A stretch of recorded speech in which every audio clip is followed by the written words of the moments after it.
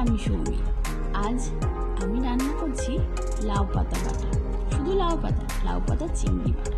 তার জন্য আমি লাউ পাতাটাকে বেশ পরিষ্কার করে কুচিয়ে দিয়েছি এবং নিয়েছি 4-5টা কাঁচা লঙ্কা আর কিছুটা চিংড়ি মাছ শুধু নিইনি, চিংড়ি মাছের মাথাগুলো পর্যন্ত কিন্তু আমি নিয়েছিলাম।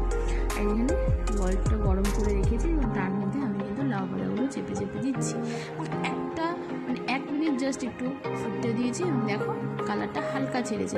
বেশি ফোটালে কিন্তু কালার নষ্ট হয়ে যাবে, তার জন্য আমি অল্প ফুটিয়েছি। এবং মিক্সিং বলে বেশ কয়েকটা রসুনের কোয়া, 4-5টা কাঁচা লঙ্কা, চিংড়ি মাছ আর পাতাটা দিয়ে ভালো করে বেটে নিয়েছি। এবার আর কিছু না, কড়াইয়ে তেল গরম করেছি। আর তেল কিন্তু অবশ্যই সর্ষের তেল, বাটেই যাই করো না কেন সর্ষের তেল অবশ্যই দিতে হবে। সর্ষের তেলের মধ্যে একটু কালো জিরে ফোড়ন দিয়ে দিলাম বাটাটা এবং বাটিটা অল্প ধুয়ে একটু জল দিয়েছি। ভালো করে নাড়াচাড়া করবো। এবার আর কিছু না, এটা একটু নুন হলুদ অ্যাড করবো।